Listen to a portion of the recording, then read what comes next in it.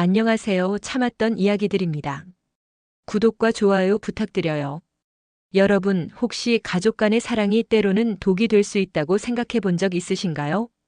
오늘 들려드릴 이야기는 바로 그런 복잡한 감정의 미로에서 헤매는 한 가족의 이야기입니다. 결혼 8년 차 두 아이의 엄마인 서은주 씨. 그녀의 남편 김민호 씨는 다정하고 따뜻한 사람이었습니다. 하지만 이 완벽해 보이는 가정에는 하나의 그림자가 드리워져 있었죠. 바로 시어머니의 지나친 애정이었습니다. 사랑과 집착 사이, 효도와 가정의 평화 사이에서 흔들리는 부부의 이야기를 지금부터 시작합니다. 은주가 처음 시댁을 방문했던 날을 떠올려 보면 그때부터 이미 징조는 있었습니다. 시아버지는 말수가 적고 무뚝뚝한 분이셨어요. 퇴근 후에는 혼자 술 한잔하며 TV만 보시고 가족들과의 대화도 별로 없으셨죠. 반면 시어머니는 완전히 달랐습니다. 맏아들인 민호에게만큼은 무한한 애정을 쏟아부으셨어요. 민호가 좋아하는 음식을 미리 준비해 두시고 그가 입고 온 옷 하나하나에도 세심한 관심을 보이셨죠. 우리 민호 많이 말랐네. 요즘 잘 챙겨 먹고 있어? 이 옷 새로 샀구나. 색깔이 참 잘 어울린다. 회사 일은 어때? 힘들지 않아? 질문은 끝이 없었습니다. 그리고 그 모든 질문이 오직 민호만을 향해 있었어요. 은주에게도 물론 관심을 보여주셨지만 그것은 어디까지나 민호를 잘 돌봐줄 며느리로서의 관심이었죠. 결혼 후 몇 달이 지나자 시어머니의 행동 패턴이 더욱 뚜렷해졌습니다. 주말마다 전화를 걸어오셔서 민호에게 시댁에 오라고 하셨어요. 민호야, 이번 주말에 시간 되지? 엄마가 너 좋아하는 갈비찜 해놨어. 오랜만에 우리 둘이 영화나 보러 갈까? 아빠는 골프 가신다니까 집에 우리만 있을 거야.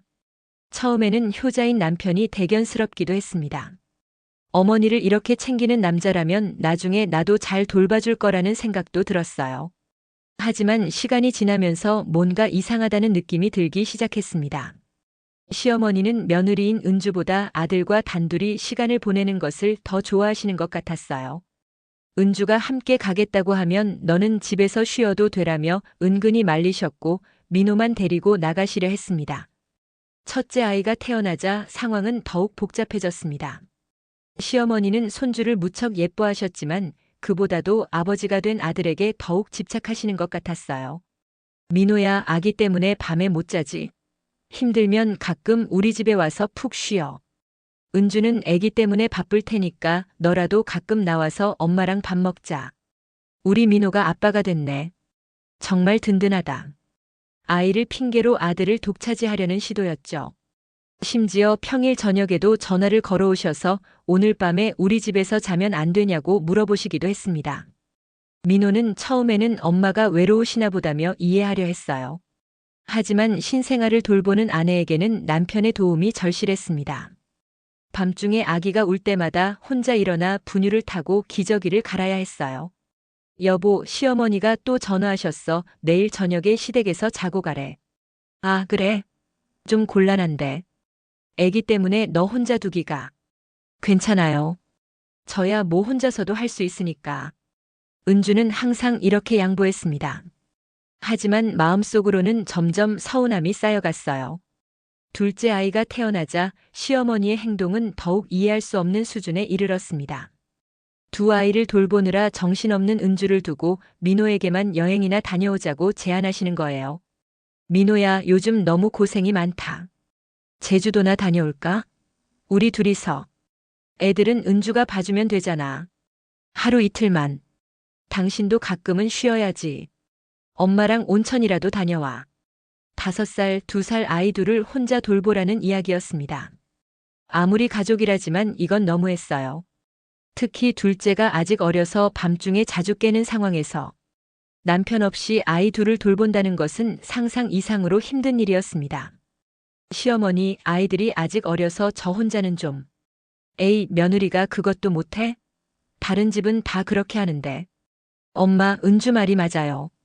아이들이 아직 손이 많이 가는 나이라. 너는 왜 맨날 첫 편만 들어? 엄마가 언제부터 이렇게 뒷전이야? 이런 대화가 반복될 때마다 민호는 가운데서 난처해했습니다. 어머니의 서운함도 이해가 되고 아내의 입장도 충분히 공감할 수 있었으니까요. 아이들이 조금씩 자라자 새로운 문제가 생겼습니다. 아이들이 아빠와 함께 시간을 보내고 싶어 하기 시작한 거예요. 아빠, 오늘 공원 가자. 아빠, 내일 축구 가르쳐 주기로 했잖아. 아빠, 같이 레고 만들어요. 하지만 시어머니는 여전히 민호의 주말 시간을 독차지하고 싶어 하셨습니다. 손주들과 함께 오는 것보다는 아들과 단둘이 시간을 보내는 것을 선호하셨어요. 할머니 집에 놀러 와서 뭘 하자고? 너희는 집에서 엄마랑 놀아. 아빠는 할머니랑 중요한 이야기 있으니까 너희는 기다려. 아빠 혼자 오면 안 될까? 애들은 시끄럽잖아. 아이들은 점점 할머니를 어려워하기 시작했습니다. 자신들보다 아빠를 더 좋아한다는 것을 아이들도 느꼈나 봐요. 민호는 점점 혼란스러워했습니다. 어머니에 대한 효심과 가족에 대한 책임감 사이에서 갈등했어요. 어릴 때부터 어머니의 사랑을 독차지하며 자란 그에게는 어머니의 요구를 거절하는 것이 쉽지 않았습니다. 엄마가 나를 키우느라 얼마나 고생하셨는데, 아버지가 무관심하셔서 엄마가 얼마나 외로우셨을까. 내가 아니면 엄마가 의지할 사람이 누가 있어. 하지만 동시에 아내와 아이들에 대한 책임감도 무겁게 느꼈습니다. 회사에서 돌아와 피곤한 몸으로도 아이들과 놀아주고 은주의 육아를 도와주고 싶었어요. 주말에는 가족끼리만의 시간도 갖고 싶었고요. 이 모든 걸 다 완벽하게 할 수는 없을까? 민호는 매번 이런 생각을 했지만 현실은 그렇게 단순하지 않았습니다. 은주는 시어머니에게 직접 말하고 싶은 마음이 굴뚝 같았지만 참았습니다. 괜히 가족 관계가 틀어질까봐, 민호가 더 어려워질까봐 걱정되었거든요.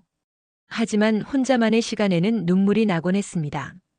두 아이를 키우며 남편의 도움이 절실한데 시어머니가 그 소중한 시간들을 빼앗아가는 것 같았어요. 나는 정말 가족이 맞나? 시어머니에게 나와 아이들은 그냥 민호의 부속품 같은 존재인 건가? 친구들에게 이야기해봐도 시어머니가 아들을 예뻐하시는 거 당연하잖아. 좀 참아야지 어른인데 같은 대답만 돌아왔습니다. 은주 자신도 혹시 자신이 너무 예민한 건 아닌가 싶어 자책하기도 했어요. 아이들이 초등학교에 입학할 무렵 민호도 점차 변화하기 시작했습니다. 아이들이 자신과 함께 하고 싶어하는 것들이 늘어났고 아버지로서의 책임감도 더욱 커졌어요. 엄마, 이번 주말은 좀 힘들 것 같아요. 아이 축구 경기가 있거든요. 다음 주에는 가족끼리 놀이공원 가기로 했어요. 평일에 시댁에서 자는 건 이제 좀. 민호가 조금씩 시어머니의 요구를 거절하기 시작하자 시어머니의 반응도 달라졌습니다. 처음에는 서운함을 드러내시더니 점점 더 강하게 불만을 표출하셨어요. 결혼하더니 완전히 딴 사람이 됐네. 며느리가 너를 세뇌시킨 거야. 내가 너를 키운 것보다 처자식이 더 중요하다는 거지. 그러던 어느 날 시어머니에게서 이상한 증상들이 나타나기 시작했습니다. 가슴이 답답하고 숨이 잘 안 쉬어진다며 자주 호소하셨어요. 처음에는 정말 건강상 문제가 있는 줄 알았습니다. 민호와 은주는 바로 병원에 모시고 가서 정밀 검사를 받게 했어요. 하지만 검사 결과는 모두 정상이었습니다. 혈압도 정상이고 심장도 괜찮고 특별한 이상은 없으시네요. 그럼 왜 이렇게 숨이 답답한 거예요? 스트레스성일 가능성이 높습니다. 심리적인 요인도 크죠. 의사의 말을 듣고 나니 뭔가 이상했습니다. 시어머니의 증상은 주로 민호가 시댁 방문을 거절하거나 가족끼리만 시간을 보내려고 할 때 심해지는 것 같았어요. 시어머니의 호소는 점점 더 극적이 되어갔습니다. 민호가 주말에 가족과 시간을 보내려 하면 어김없이 전화가 왔어요. 민호야, 엄마가 가슴이 너무 아파. 병원 가야 할 것 같아. 숨이 안 쉬어져서 죽을 것 같다. 빨리 와줘. 혼자 있으니까 자꾸 이상한 생각이 들어. 무서워. 처음 몇 번은 진짜 응급 상황인 줄 알고 급히 달려갔었습니다. 하지만 병원에 도착하면 별다른 이상이 없다는 진단만 반복되었어요. 그리고 신기하게도 민호가 옆에 있으면 시어머니의 증상은 금세 나아지곤 했습니다. 은주는 점점 의심스러웠습니다. 하지만 혹시나 해서 말을 꺼내지 못했어요. 만약 정말 아프신 건데 자신이 의심했다가는 큰일이 날 수도 있으니까요. 아이들도 이런 상황을 감지하기 시작했습니다. 주말에 아빠와의 약속이 할머니 때문에 취소되는 일이 잦아지자 아이들은 불만을 표출하기 시작했어요. 아빠, 왜 맨날 할머니 집에만 가요? 우리랑은 왜 안 놀아줘요? 할머니가 아빠를 뺏어가는 것 같아요. 특히 큰아이는 할머니에 대해 좋지 않은 감정을 드러냈습니다. 아이 나름대로는 할머니가 자신들의 가족 시간을 방해한다고 느꼈나 봐요. 할머니는 왜 맨날 아파요? 다른 할머니들은 안 그런데. 할머니 집에 가면 재미없어요. 아빠만 좋아하시잖아요. 은주는 아이들에게 할머니 흉을 보면 안 된다고 타일렀지만 마음 한편으로는 아이들의 마음이 이해되었습니다. 민호는 점점 더 큰 죄책감에 시달렸습니다. 어머니는 아프다고 하시는데 자신이 너무 매정한 게 아닌가 싶었어요. 동시에 아내와 아이들에 대한 미안함도 컸습니다. 내가 뭔가 잘못하고 있는 건가? 엄마를 좀 더 챙겨드려야 하는 건 아닐까? 하지만 가족들과의 시간도 중요한데. 밤에 잠들기 전이면 이런 생각들이 머릿속을 맴돌았습니다. 회사에서도 집중이 안 되고 스트레스로 인해 속이 자주 쓰렸어요. 그리고 드디어 결정적인 사건이 일어났습니다. 그날은 큰아이의 생일이었어요. 온 가족이 아이의 생일을 축하하며 즐거운 시간을 보내고 있었는데 시어머니에게서 전화가 왔습니다. 민호야, 숨이 안 쉬어진다. 정말 죽을 것 같아. 공황장애가 온 것 같다. 빨리 와서 병원 데려가라. 목소리는 확실히 다급해 보였습니다. 하지만 민호는 이번에는 다르게 대응했어요. 그동안 비슷한 상황이 너무 많이 반복되었거든요. 엄마, 지금 당장은 힘들어요. 아이 생일이라서 온 가족이 함께 있어요. 119를 부르시면 바로 응급실로 가실 수 있어요. 제가 곧 가겠습니다. 차분하지만 단호한 어조였습니다. 그동안 민호가 보여준 적 없는 태도였어요.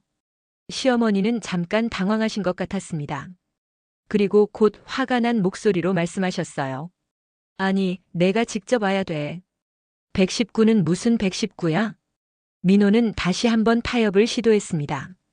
그럼 아내라도 먼저 보낼게요. 지금 아이들 생일 상앞에 있어서 제가 바로 나가기는. 하지만 시어머니의 대답은 냉정했습니다. 그건 싫다. 내가 와야 돼. 며느리가 와서 뭐 해? 내 아들이 와야 한다고. 그 순간 민호는 깨달았습니다. 어머니가 정말 아픈 것이 맞더라도 그 아픔의 원인이 단순한 질병이 아니라는 것을요. 아들에 대한 집착, 가족보다 자신을 우선시하라는 요구, 그것이 진짜 문제였습니다. 평소 참을성이 많았던 은주도 이날만큼은 참을 수 없었습니다. 아이의 생일 분위기가 완전히 깨져버렸고 아이들은 무슨 일인지 몰라 불안해했어요. 여보, 이제 그만해요. 애 생일인데 왜 이래야 해요? 은주의 목소리에는 그동안 쌓인 분노와 서운함이 담겨 있었습니다. 시어머니가 정말 아프시다면 119를 부르시거나 시아버지가 모시고 가시면 되잖아요. 왜 꼭 당신이어야 해요? 우리도 가족이에요. 민호는 처음으로 아내의 이런 모습을 보았습니다. 평소 시어머니 앞에서는 항상 조심스러워했던 은주가 이렇게 직설적으로 말하는 것을요. 큰아이가 조용히 물었습니다. 엄마, 아빠, 할머니가 더 중요해요? 저희보다? 그 말에 민호와 은주는 가슴이 먹먹해졌습니다. 아이들이 이런 상황을 어떻게 받아들이고 있는지 미처 생각하지 못했던 거예요. 그게 아니야, 할머니가 아프셔서. 그럼 할머니는 왜 맨날 아파요? 우리가 있을 때만? 아이의 순수한 질문이 오히려 핵심을 찔렀습니다. 정말 우연의 일치일까요? 가족끼리 시간을 보낼 때마다 시어머니가 몸이 아프다고 하시는 것이? 그날 밤 아이들을 재우고 난 후 민호와 은주는 진지한 대화를 나눴습니다. 그동안 피해왔던 이야기들을 모두 꺼내놓았어요. 여보, 솔직히 말해줘. 당신은 어떻게 생각해? 은주는 조심스럽게 입을 열었습니다. 시어머니가 정말 아프신 건지 아니면 다른 이유가 있는 건지 모르겠어요. 하지만 확실한 건 우리 가족의 행복이 점점 깨져가고 있다는 거예요. 민호도 고개를 끄덕였습니다. 나도 느끼고 있어. 엄마의 사랑이. 사랑이긴 한 걸까? 그동안 어머니의 행동을 사랑이라고 생각했던 민호에게는 충격적인 깨달음이었습니다. 진정한 사랑은 상대방의 행복을 바라는 것인데 어머니는 자신의 욕구를 위해 아들의 가정을 희생시키고 있었던 거예요. 며칠 후 민호와 은주는 가족 상담센터를 찾았습니다. 전문가의 객관적인 시각이 필요하다고 느꼈거든요. 상담사는 이들의 이야기를 차근차근 들어보고 난 후 말했습니다. 어머니의 행동은 정서적 근친상간의 특징을 보입니다. 배우자와의 관계가 소원할 때 그 빈자리를 성인이 된 자녀로 채우려는 시도죠. 특히 아들에게 의존적이 되는 경우가 많습니다. 그럼 어떻게 해야 할까요? 경계를 분명히 하는 것이 중요합니다. 효도와 과도한 의존을 구분해야 해요. 아들로서의 도리와 남편 아버지로서의 책임 사이에서 균형을 잡아야 합니다. 상담사의 말은 민호에게 큰 도움이 되었습니다. 자신이 느꼈던 혼란스러움이 비정상적인 상황에서 나온 자연스러운 반응이었다는 것을 알게 되었어요. 민호는 용기를 내어 어머니와 진지한 대화를 나누기로 했습니다. 더 이상 미룰 수 없다고 느꼈거든요. 엄마, 이야기 좀 해요. 민호의 진지한 표정을 본 시어머니는 뭔가 다르다는 것을 느꼈습니다. 엄마, 저 이제 결혼해서 가정을 꾸린 사람이에요. 제 아내와 아이들이 제 삶의 중심이 되어야 해요. 그게 무슨 말이야? 엄마가 언제 방해했다는 거니? 방해했다는 게 아니라 엄마도 이제는 저와 독립적인 삶을 사셔야 한다는 말이에요. 제가 모든 걸 해결해 드릴 수는 없어요. 시어머니는 크게 화를 내셨습니다. 결혼하더니 완전히 딴 사람이 됐구나. 며느리가 너를 세뇌시켰지? 엄마, 은주 탓이 아니에요. 제가 스스로 내린 결론이에요. 응급 상황이라면 119를 부르거나 아버지께 말씀드리세요. 제 아내도 가족이고 제 아이들도 저를 필요로 해요. 놀랍게도 이 대화를 들은 시아버지가 처음으로 입을 열었습니다. 그동안 내가 너무 무관심했나 보다. 평소 말수가 적던 시아버지의 갑작스러운 말에 모두가 놀랐습니다. 당신 어머니가 너에게만 의존하게 된 건 내 잘못이 크다. 부부 관계를 소홀히 하다 보니 아들에게 그 빈자리를 채우려고 했던 거지. 시아버지는 처음으로 자신의 책임을 인정했습니다. 그리고 아내를 향해 말했어요. 여보, 이제 우리 나이에 아들한테 매달려 살 수는 없어. 우리끼리 잘 살아봅시다. 처음에는 시어머니의 반발이 심했습니다. 효도도 모르는 놈, 며느리가 너를 망쳤다는 말씀을 하셨어요. 하지만 민호는 흔들리지 않았습니다. 몇 달이 지나자 놀라운 변화가 일어났습니다. 시어머니가 동네 노인정에 나가기 시작하신 거예요. 처음에는 시아버지가 억지로 데리고 가셨는데 이제는 스스로 나가시곤 했습니다. 거기 가보니 나 같은 사람들이 많더라고. 다들 자식들 때문에 스트레스 받고 살았나 봐. 시어머니는 처음으로 다른 관점에서 자신을 돌아볼 수 있게 되었습니다. 게이트볼도 배우시고 노인 대학에도 등록하셨어요. 가장 큰 변화는 아이들에게 나타났습니다. 아빠와의 시간이 늘어나자 아이들의 표정이 밝아졌어요. 아빠, 오늘 축구 가르쳐줘서 고마워. 다음 주말에는 뭐 할까요? 은주도 남편과의 시간이 늘어나면서 관계가 개선되었습니다. 육아 스트레스도 줄어들고 부부간의 대화도 많아졌어요. 시어머니와의 관계도 예전보다 편해졌습니다. 만나는 시간이 줄어든 대신 만날 때는 서로 더 반가워하게 되었거든요. 가장 놀라운 변화는 시아버지에게 일어났습니다. 아내에게 관심을 갖기 시작하면서 부부관계가 개선되었어요. 여보, 오늘 날씨 좋은데 공원이나 산책할까? 저녁에는 뭐 보고 싶은 TV 프로그램 있어? 30년 넘게 소원했던 부부가 서서히 가까워지기 시작했습니다. 시어머니도 남편의 변화된 모습이 신기하면서도 좋았어요. 시댁도 완전히 달라졌습니다. 시아버지와 시어머니는 이제 부부 여행을 다니십니다. 몇 달 전에는 제주도도 다녀오셨다고 해요. 시어머니는 이제 민호에게만 의존하지 않습니다. 남편과의 관계가 좋아지면서 마음의 여유도 생기셨어요.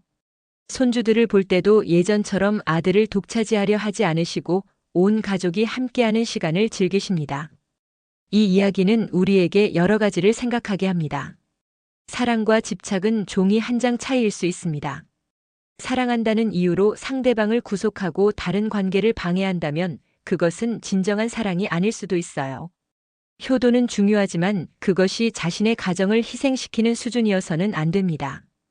건강한 경계를 설정하는 것이 오히려 모든 가족 구성원의 행복을 위해 필요할 때가 있어요. 그리고 변화는 가능합니다. 오랜 시간 굳어진 관계라도 용기 있는 대화와 일관된 노력을 통해 개선될 수 있다는 것을 이 가족이 보여주었습니다. 지금 민호와 은주의 집에는 웃음소리가 끊이지 않습니다. 아이들은 부모의 사랑 속에서 건강하게 자라고 있고 부부는 서로를 더 깊이 이해하게 되었어요. 시댁 식구들과도 적당한 거리를 유지하며 좋은 관계를 이어가고 있습니다. 한 달에 2번 정도 시댁을 방문하는데 이제는 온 가족이 함께 즐거운 시간을 보냅니다. 무엇보다 시어머니가 이렇게 말씀하신 적이 있어요. 그때는 내가 너무 외로워서 그랬나 보다. 이제는 할아버지랑 잘 지내고 있으니까 너희들도 행복하게 살아라. 가족이라는 이름으로 때로는 서로를 아프게 할 수 있습니다. 하지만 진정한 사랑은 상대방의 행복을 최우선으로 생각하는 마음입니다. 사랑과 집착 사이에서 고민하는 모든 가족들에게 이 이야기가 작은 위로와 희망이 되기를 바랍니다. 용기 있는 대화와 서로에 대한 이해, 그리고 변화하려는 노력이 있다면 어떤 관계든 더 건강하고 행복하게 만들 수 있습니다. 민혼의 가족의 이야기는 계속됩니다. 앞으로도 크고 작은 어려움들이 있겠지만 이들은 이제 그것을 함께 헤쳐나갈 수 있는 힘을 갖게 되었습니다.